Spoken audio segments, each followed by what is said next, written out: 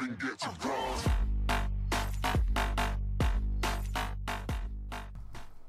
What's going on, everybody? Jolt here from the Token Minorities, and I am back with my team builder for the semifinals of the GBA D League.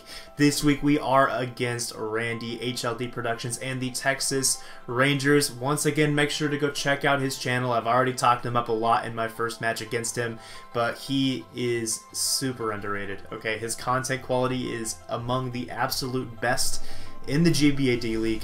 I am a huge fan of his team building. I continuously see him improving, and just he is seriously worth your time. Go give him a look. Go watch his side of the team builder if he uploads one. Go watch his side of the battle tomorrow for sure, as you will not be disappointed. I cannot say enough good things about him. Please go take a look at his content. So with all of that said, we're here. It's the semifinals of the GBA D League. Of course, we're aiming to win that title, as that's always the goal when you enter a league. My first goal, thankfully, was already reached. I really wanted the #1 seed going into playoffs. That was the goal I set for myself going in to the D League, and we were able to achieve that. So I'm already checked that off the list. My major goal taken care of. Now, let's see if we can bring home the title. So my opponent, Randy, has access to Tapu Koko, Hydreigon, Mega Scizor, Meloetta, Hawlucha, Nidoking, Alolan Muck, Rapidash, Cloyster, Celebi, and Jellicent. Now, if you remember from the last time we played him, this man is a master of hyper offense. I basically compared him a lot to Aberforth, and I hold that comparison true still to this day. I think he's very similar to Abe as a builder and as a player. I think Abe might be slightly more experienced as a player, but even so, the gap is not much. Randy can beat anyone on any given day. He literally just knocked off Aster in the last week of the regular season, so he can beat anyone, and he's a threat. He definitely deserved to be in playoffs. Now, the part about this that kind of sucks for me, there's two things about this that make this matchup in particular a little bit difficult. One, kind of three actually, but two big ones. So one is that on a matchup basis, Pokemon versus Pokemon, this is my hardest matchup in playoffs. Straight up, the 4 seed, I'm the #1 seed, he is the #4 seed. This is my worst matchup in playoffs, and arguably one of the hardest in the entire league. It was between him and Greg. I'm not sure which one was really harder, but it's a hard matchup too at that. So it kind of sucks that we have this in round 1 of playoffs, but that doesn't mean it's something that we can't overcome. We even beat him last time 2-0 in a very good game. We can do it again.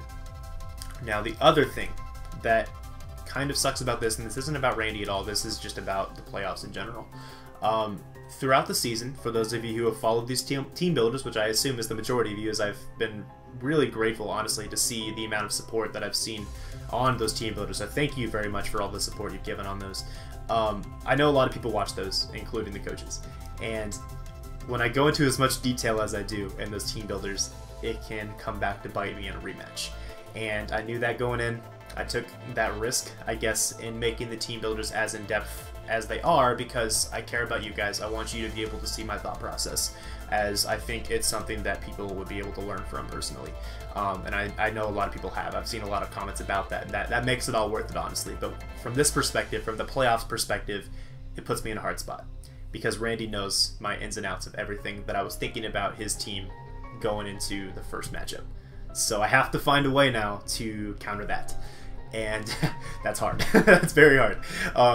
I do have a very well-constructed team here, I think, and I'll talk about that here in just a little bit, but I found a way around it, I think, and we'll see how it goes. But I still feel like it's a disadvantage, and you know, we'll just see how it goes. But yeah, so his team is really threatening. Let's just talk about some of the major points again that I pointed out in the previous matchup. I just want to refresh your memory, or maybe just tell you for the first time if you didn't happen to see that week 5 or 6 matchup that we had.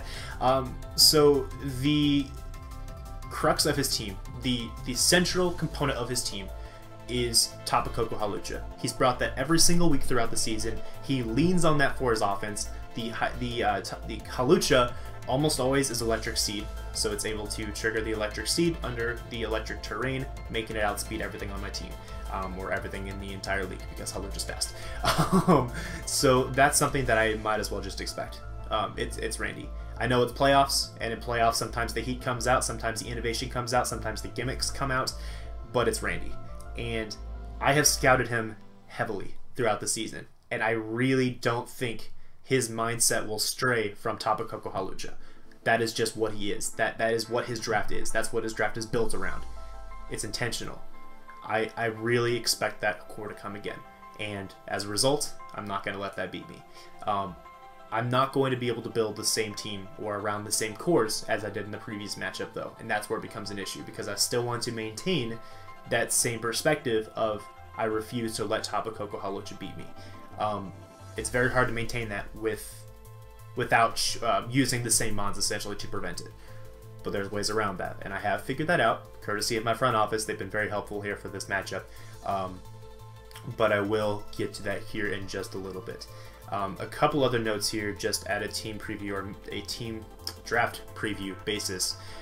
I think he is likely to bring a Stealth Rocker this time. He did not bring Stealth Rocks in the last matchup, and he mentioned in his commentary how he really wishes he would have been able to fit Stealth Rocks on the team. That tells me, alright, Nidoking or Celebi are coming. Cool, I have that in mind. I think Celebi is the better one of the two against my team personally, because Celebi is able to double as a defensive check to offensive Mega Kangaskhan.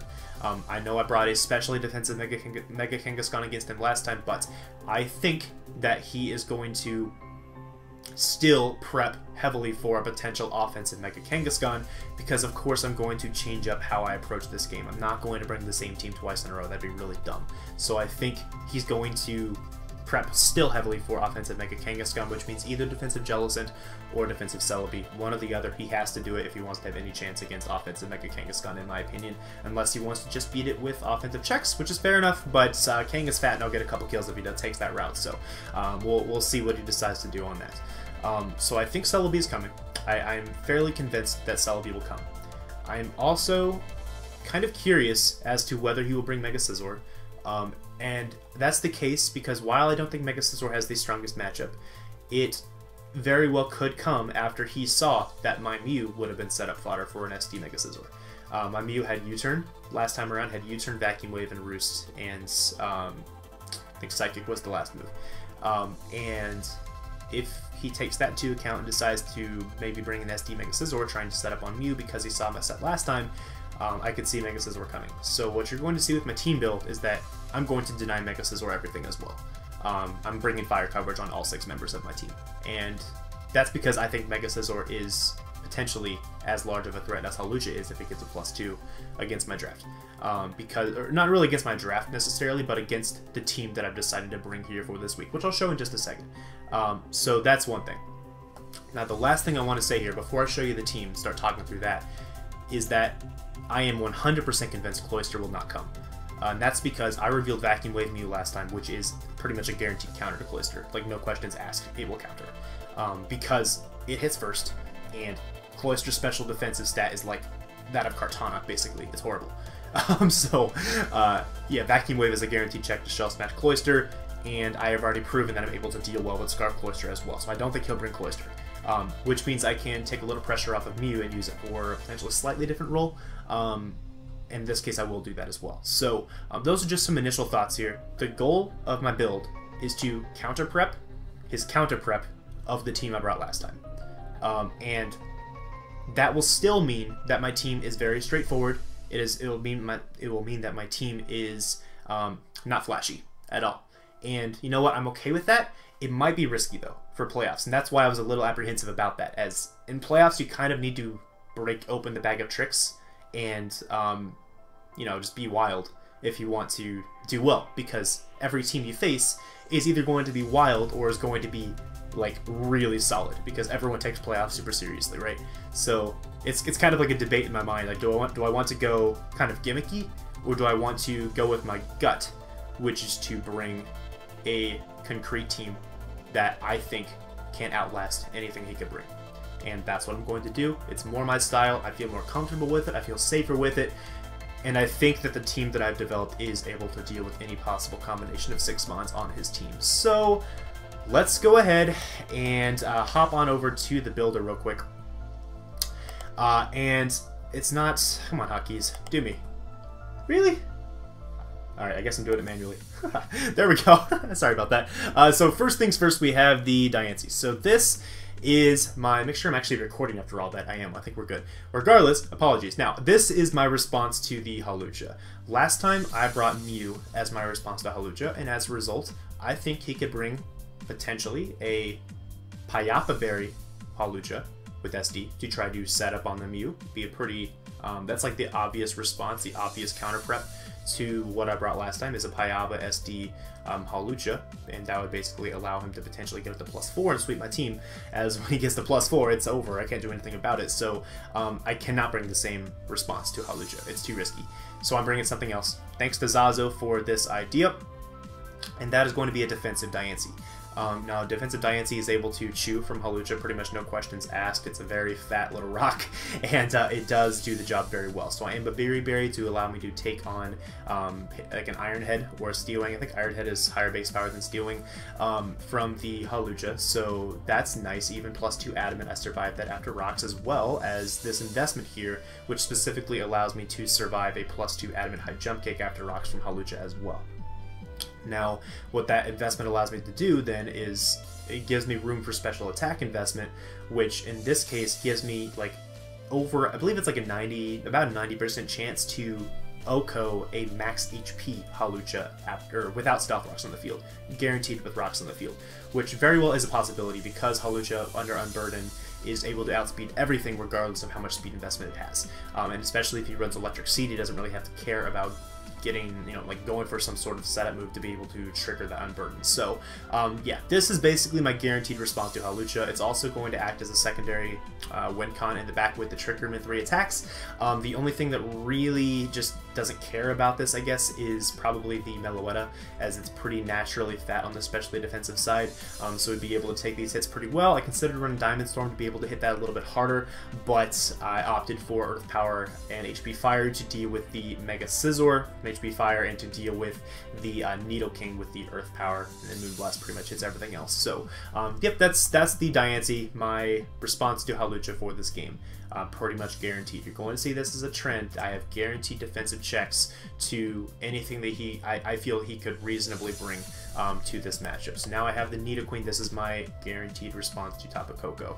And the reason I can take on this approach is because I'm going to have a Wish Passing Kang in the back, and that Wish Passing Kang is going to be able to keep these defensive checks alive throughout the majority of the game, which means I should be able to outlast his offense, because offense is not built to stick around for a long time, and this team takes advantage of that fact. I think I can outlast him, and that's the idea. I don't care what he brings offensively, I can outlast him with this team. So here is my response to Tapu Koko. Shout out to Styx for this set concept, and as you can see, that's where the nickname comes from this week. This is Papa Berry.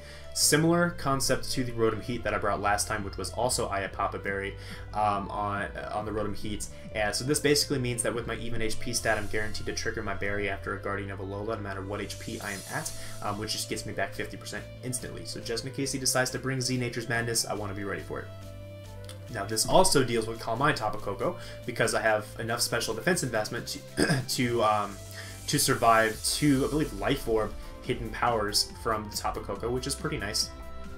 The HP and Spidef allows me to do that, and it also beats the Calm Mind Tapu Koko because I'm physical this time around. I was mixed last time so that I could be Life Orb and still basically hit everything as hard as possible. That was the general concept last time, was for Nidoqueen to get a kill every time Tapu Koko got a kill. This time the goal is to just switch into Tapu Koko, make sure it can't beat me. This will stick around probably the whole game, especially in conjunction with Wish Passing on my team. So it's just a very, very good response to Tapu Koko. Like, hands down, the best possible response I could have to that monster on this team. Now, Poison Jab, Earthquake, Fire Punch, I think relatively obvious why those are all there. Toxic is the kind of curious one, and I have that because I absolutely need a Toxic on Jellicent for this team to operate properly. I'm not bringing much coverage for Jellicent on this team. I am leaning on Toxic. I need to get a Toxic on the Jellicent so that my Fat can outlast it. Again, just outlasting his team, riding out the storm, hopefully coming home with a win in that way. So Toxic is to hit the incoming Jellicent if he does decide to bring a specially defensive set. This also allows me to hit an incoming potentially bulky Hydreigon, as that could easily be a response into Nidoqueen. It was his switch in last time around as well.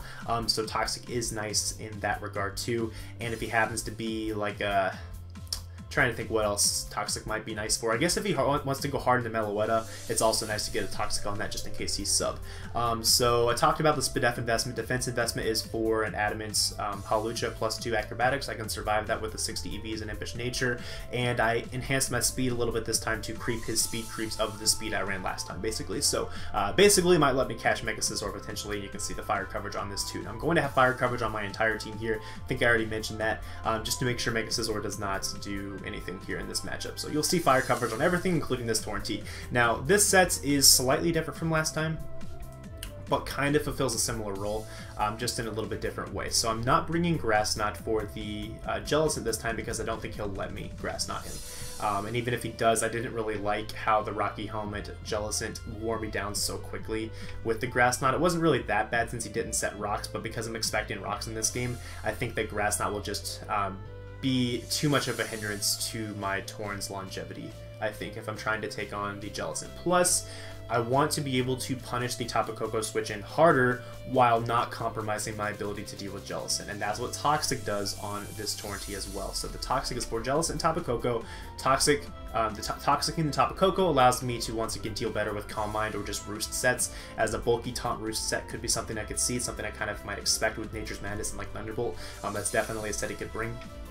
So that lets me deal with that better, as well as, again, getting the Toxic on the Jellicent so that my whole team can operate properly. That's just like the primary game plan of this team, is to get a Toxic on Jellicent and then just let the team function as it's designed. Plain and simple.